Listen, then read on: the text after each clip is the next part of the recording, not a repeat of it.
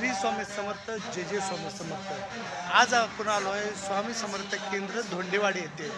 आजचा स्वामी समर्थ पुण्यतिथी अखंड नाम जप सप्ताह दिवस दुसरा आरती सुरू झालेली आहे। चला आपण डायरेक्ट आरतीमध्ये जाऊया। श्री स्वामी समर्थ।